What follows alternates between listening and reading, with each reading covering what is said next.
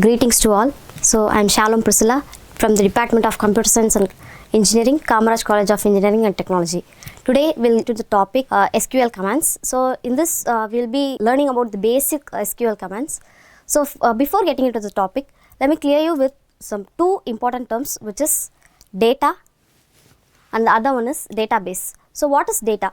Data is a collection of raw facts. Here Anu is a data, 85 is a data, CAC is a data. It is a collection of raw facts. When we see in separate, we don't know what Anu is, we don't know what CAC is, but we can identify that Anu is a name, CAC is a department. Let's take the second example, 85. 85 can either be her marks or her age, whatever in the integer data type.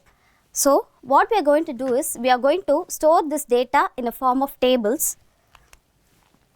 So here we have created a data with three columns, namely name, marks and department, and we have inserted the Anu's records into the table as rows. So here collections of several number of records is together is known as database. We can't directly communicate with the database in order to store, retrieve or update or manage the informations. For that, what we are going to do is, we are going to use a language in form of commands, which is nothing but SQL. So SQL stands for Structured Query Languages, which helps us to communicate with the database. So these are some of the operations that can be done using the SQL with the database. We can either store the data, we can retrieve the data, or else we can update the data, or whatever the actions we want to perform, we can use in the database in form with the help of commands. So there are four types of commands, namely DDL, DML, DCL and TCL. The abbreviations of the commands are shown here. We will be getting to know with each commands individually. So first one is DDL, which is Data Definition Language. SQL is a query language. These four types of languages are sub-languages, in which four languages are collectively called as SQL queries, which is used to retrieve or do operations in the particular database. So common DDL languages is used to define the structure of a database. The DDL language creates the structure of the database. We want to actually create the schema or the structure of a database in order to store our data. For that, these particular commands, DDL commands, are used. So first command is create command. First, we have created a table with three columns in which we have entered some records, from 4 to 5 records. Before entering the records, we want to actually create a table to enter our records in that particular table. For that, we are going to use the create command, where create table, we are going to create a table named student. So here student is a table name we have used, and inside the open parenthesis, we want to give the fields, that is the number of columns we are going to insert the records with. So first column I have used student name with varchar. Varchar is nothing but, here name is a string data type, which is a letter, which is a collection of alphabets. So we have used varchar in size 50, that is maximum number of characters we can give as an input in this particular column is 50. So first one is student name. Next one, we are going to store the marks. For that, marks, when it comes to marks, it is integer type data type. So we have simply used marks and int. Third one is department. Department is again a letters, which is collection of alphabets. So we have used varchar of size 20. When this command is given, it creates a table like this with 3 fields. And next one is drop command. When we have created a table, now we don't want that table, we want to delete that particular table, means we can use this drop command, drop table student. When this particular command is run, it deletes the table with both the contents as well as the structure. Next one is alter table. For example, let us consider this example. We want to add one more extra additional attribute, which is extra additional column to this particular table. What we are going to do is, we don't want to delete that table and create a new one. Instead, we can alter the table with the alter command, alter table student. What we are going to add? Here we are going to add an email address. So email is again a collection of alphabets. Hence, we have used varchar of size 50. Next command is truncate command. Truncate command is nothing but, it is similar to that of delete command, whereas it keeps the structure remains the same. When we have 5 number or n number of records inserted into the particular table, when a truncate command is given, that truncate command, what it does means it deletes only the contents of the table, where we can add new records or new set of students data into that particular table. Here already we have created a table with 4 columns, right? So that 4 columns remains as the same. For that, truncate command is used. Next command is rename. Rename command is usually used to change the name of a table or column. So here we have changed, here student is our table name already exists. What we are going to do is, we are going to alter the table student with the name student details. Here rename command is used to rename. Next one is, out of 4 types of SQL commands, second one comes the DML command, which is data manipulation language. So in the first type of SQL command, we have actually dealt with the structure of the schema of a database. Now we want to actually deal with the contents, or we have to directly deal with the data in the database. For that, we will be using these what commands? DML commands. So most common DML commands are insert, select, update and delete. We will be getting to know this one by one. So first command is insert. For example, we have created a table. Now we want to store some values or records into the particular table. Let's say we have to store this Anu and her marks and her department into that particular table. So what we are going to do is, we can here use insert command. For that, the syntax will be as follows: insert into table name, here is student. So insert into student values. Here Anu is a string data type, which is varchar data type. Hence we have given this value in a single quotation. When it comes to numbers or integer data type, we can just simply give the values, no need to enclose in some single quotation or double quotation, that is not needed. So we can now get this table with Anu's record inserted into it. So next command is select command. These are all DML commands now we are discussing. Out of it, second command is to select command. Select is nothing but, as the command says, we are going to select some data in some conditions. So here select star from student. Star emphasize that we are going to list what are all the data we have entered that into the student table. We will be getting that table.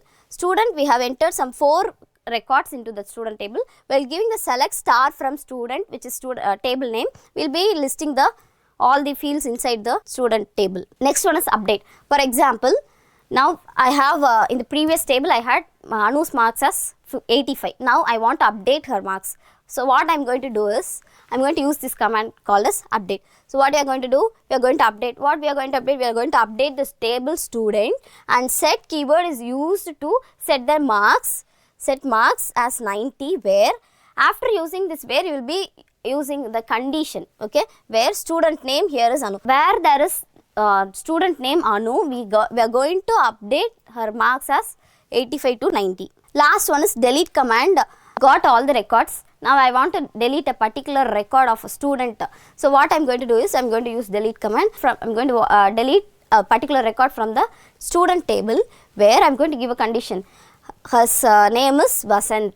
I am going to delete a particular record whose name is Vasant, or I can. So next type of command is DCL commands. DCL stands for data control language, which means these commands are used to grant access and remove all the privileges. For example, I am a user. I have 4 users, namely 1, 2, 3, 4. User 1, 2, 3, 4, and we will be working in the same database, but let us assume that the user 3 is the admin of that particular database. So I want to give some limited access to all the other users other than the admin user. So what we will be using is, we will be using the DCL commands here, grant and revoke. So grant command is used to give the permission to the user.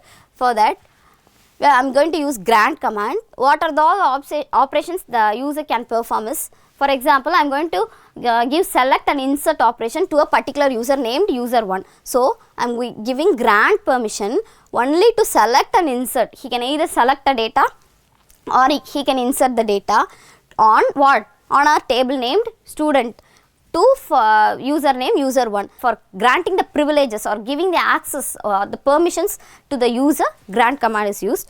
So next one is revoke command is used to remove the privileges that is given already. For example, revoke insert. Already the user has an operation insert privileges on a particular database. We are going to remove that particular insert operation from this user 2. So we have used revoke insert operation on what? On a student database or the student relation table from the user named user2.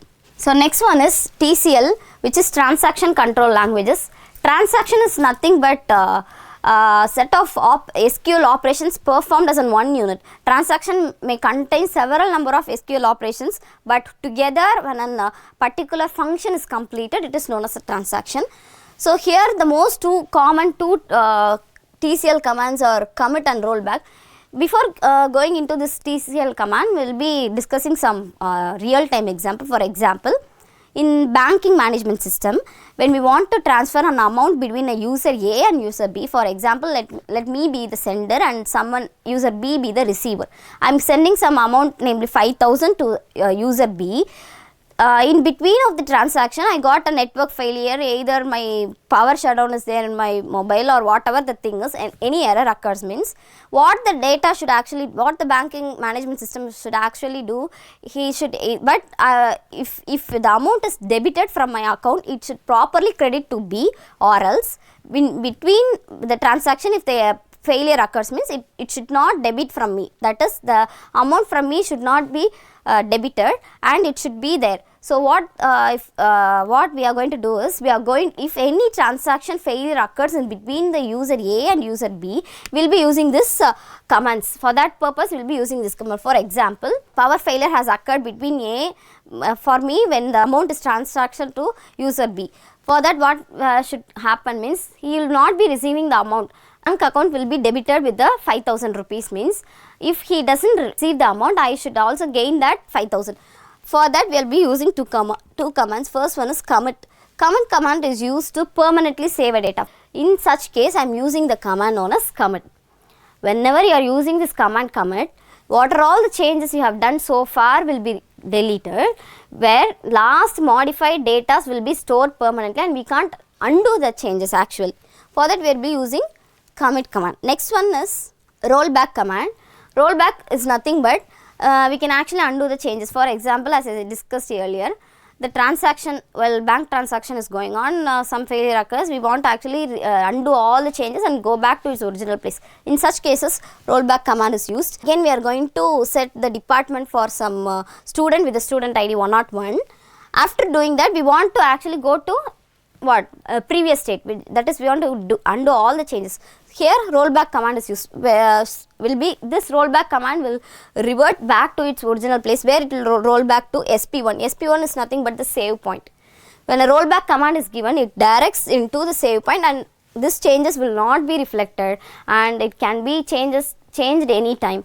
So that's all about this, and we have so far seen about the basic 4 types of SQL command, namely DDL, DML, DCL and TCL. Thank you.